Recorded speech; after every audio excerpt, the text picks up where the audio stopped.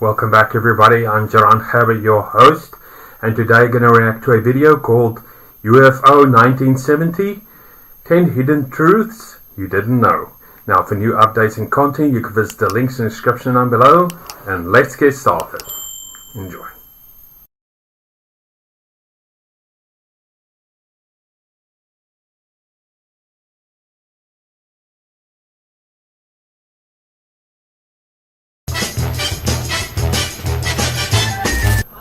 Over to security less than 2 hours ago. Yeah, well, maybe they forgot to lock the door. Look, I'm gonna try and find out what he's up. Number 10. The show that wanted to scare you. UFO wasn't built on hope. It was built on the idea that the good guys might lose, and that even if they won, it cost them something they couldn't get back. Unlike the chrome and smiles optimism of most sci-fi of the era, this show ran on psychological exhaustion. Shadow's operatives sacrificed marriages, relationships, and their own peace of mind to defend a humanity that had no idea it needed defending. No medals, no parades, just a war that ate you alive from the inside. For 1970 network television, that was genuinely radical territory, and it's the reason this show never quite left the people who watched it. If buried TV history and forgotten sci-fi is your thing, subscribing means you get the next deep dive the day it drops, not 6 months later when the algorithm decides you're ready for it. What the blazes are they waiting for? Well, Colonel, what does the computer think?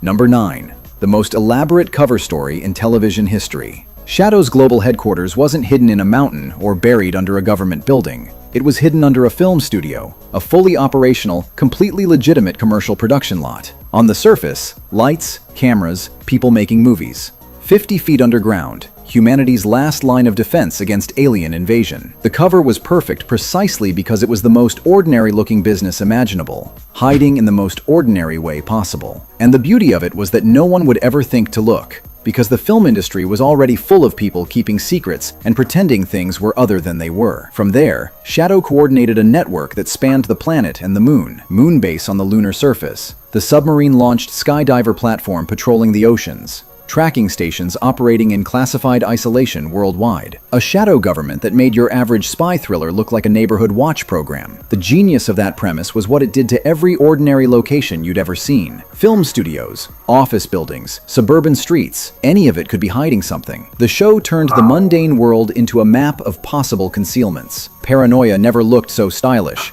and it never felt so completely justified. You have a very good film there. Thank you. Cannot believe it.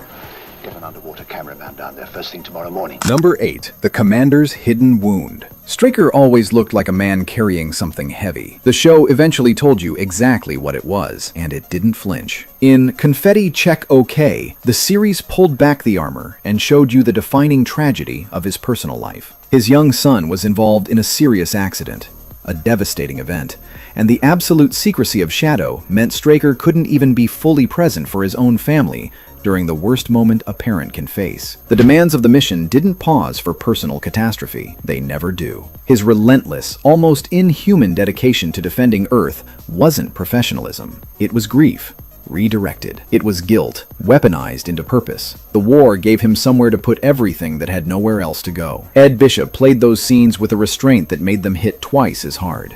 No speeches, no breakdowns, just a man slowly turning to stone on the inside. One operational decision at a time. You watched him function perfectly and understood that the functioning was the wound. For a network action show, that was a level of character writing most adult dramas wouldn't attempt. It's one of the main reasons UFO never entirely left the people who watched it, because it understood that the cost of heroism is almost always personal and almost always invisible to everyone except the person paying it. Thank you, Colonel. I hope the answer is satisfactory, sir. Number 7. The villains you almost felt sorry for. Most sci-fi antagonists want to conquer you, enslave you, or destroy your planet for abstract ideological reasons. The aliens in UFO wanted something far more unsettling. They wanted your organs. The unnamed alien race at the core of the series was dying. Their homeworld was gone. Their biology was failing, and the only thing that could sustain them was compatible human tissue. They weren't invading out of ideology or empire building. They were the last survivors of a dead civilization, doing whatever it took to keep breathing. That context transformed them from simple monsters into something genuinely complicated. They were still terrifying, still a lethal threat, still the enemy, but their motivation was rooted in survival rather than malice. That distinction mattered. It made every shadow victory feel slightly ambiguous, and every alien death feel like watching something irreplaceable disappear from the universe. In an era when most TV aliens were rubber-suited conquerors with no discernible interior life, giving the enemy a tragedy was extraordinary. What made it land differently as an adult was the realization that they weren't wrong to be desperate. They were just wrong about whose world should pay the price. The horror and the sympathy were completely inseparable, pulling in opposite directions in the same scene at the same time. That's not writing for children, that's writing. And here's the question the show never quite answered, but planted deliberately. If humanity were in the same position, the last survivors of a dying world, bodies failing, one viable option remaining, what exactly would we do differently? The aliens were the villains. The show was wise enough to never let you forget they were also a mirror. Yes, sir. We'll do our best. Number 6. The show that spent a fortune and looked every bit of it. You know the feeling when you're watching something and you can simply tell that money was spent. Every frame of UFO carried that feeling. At the time of production, UFO was the single most expensive British television series ever made. Each episode carried a budget of approximately £100,000. In 1969 and 1970 money, a figure that dwarfed what most British productions spent on entire series, not individual episodes. That money went into intricate model work for the space sequences, the sprawling multi-level shadow command center, the moonbase interiors, the vehicles, the costumes, essentially constructing an entire alternate world from scratch. Jerry Anderson had spent years perfecting detailed miniature effects on Thunderbirds and Captain Scarlet, and UFO was where all of that accumulated expertise met live action for the first time. The result looked genuinely cinematic on a television screen, which was almost unheard of in 1970. The downside, as we'll get to, is that budgets that large have a way of creating problems that no amount of good television can solve. See anything, Paul? Number 5. The commander quietly changed his hair, and nobody said a word. Here is one of the most gloriously low-key continuity mysteries in television history. If you watched UFO straight through, you may have noticed that Commander Straker's hair shifted from blonde to noticeably darker brown somewhere mid-series. No explanation, no plot development, no alien beam weapon that changed his pigmentation. Actor Ed Bishop simply decided, in real life, off-camera, to cut his hair and change its color. The production was already deep into filming. They kept moving. No continuity patch, no throwaway line of dialogue, no lampshade hung on it whatsoever. The whole world was ending every week on that show. The commander's hair was genuinely the least of anyone's problems, and the production clearly agreed. It's the kind of small, human, slightly chaotic detail that makes you love a production even more. Behind every polished sci-fi epic is a crew working at breakneck speed who occasionally just had to let things go. UFOs approaching from NML-12. Do not attempt to intercept. Number 4. The pressure gauge that kept climbing. Television in 1970 had rules. Not always written down, not always logical, but rules. UFO had a consistent habit of finding the edge of them. The series navigated friction with broadcast standards of the era, encountering pushback over content deemed too intense or tonally challenging for its time slot. The show's willingness to explore psychological darkness, moral ambiguity, and scenarios with no clean resolution put it in uncomfortable territory for network gatekeepers more accustomed to clear-cut heroes and tidy endings. Nothing here veered into explicit territory.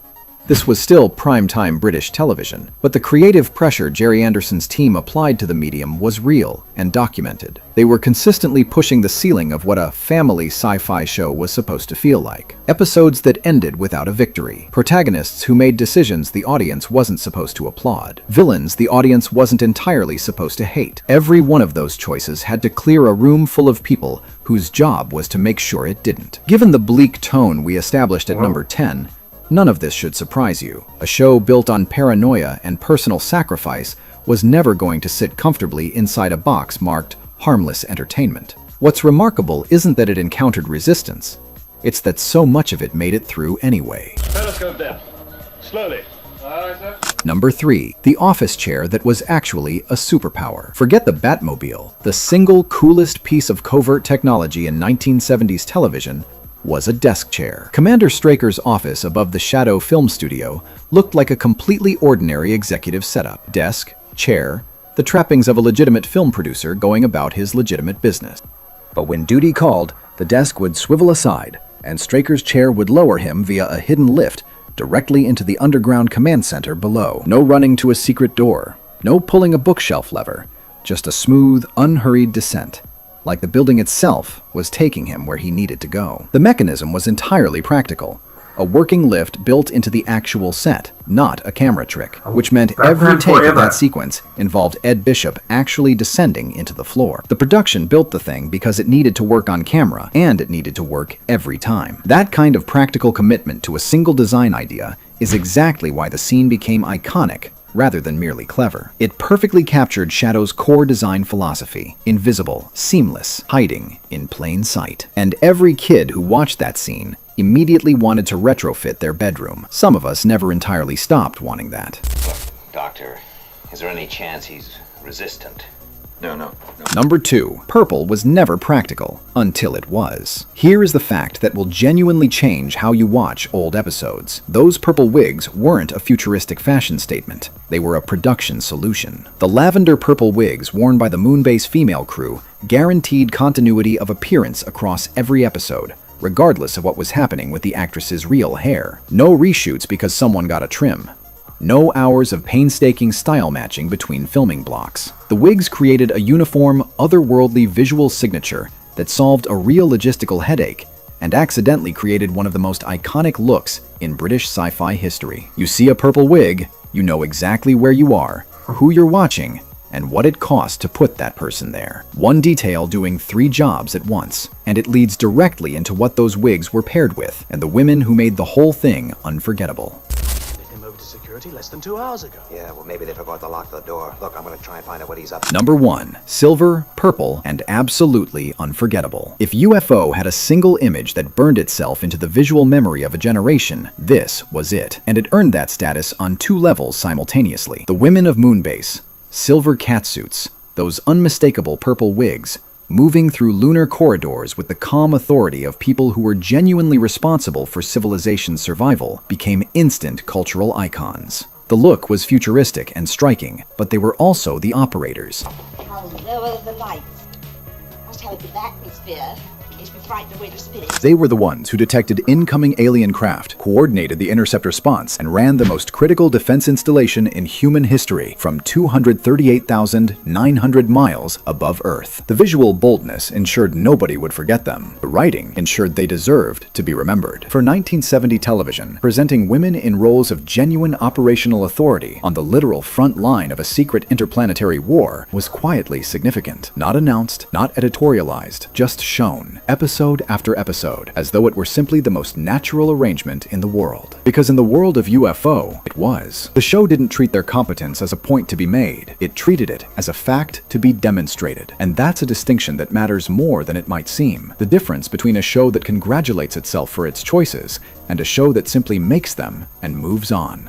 The visual impact of that silver and purple image ensured that decades later, it remains the shorthand for the entire show. One image instantly recognized, carrying everything the series was at its best. That is what iconic actually means. Not that something was popular, but that it created a picture in the mind that the mind refuses to release. Bonus fact: the ending that never came. Some shows end on their own terms. UFO did not get that courtesy. The series was canceled after 26 episodes, storylines unresolved, characters left in narrative limbo. The reasons were interconnected. The enormous per-episode budget had grown into a genuine financial problem, and the show failed to secure the consistent American distribution deal that the economics required. Without that transatlantic revenue, the numbers stopped working. Jerry Anderson had plans for a second season that would have evolved the show significantly. Not a continuation of the same format, but a genuine development of the world, the characters, and the conflict. Those plans were absorbed and transformed into a different project entirely. Space 1999, which means UFO essentially donated its future to give birth to something else. The second season that never happened became the raw material for a show that did. The ideas survived, the story didn't. Cold comfort for anyone waiting to find out how the alien war ended, and colder still when you consider that the questions UFO raised were exactly the kind worth answering.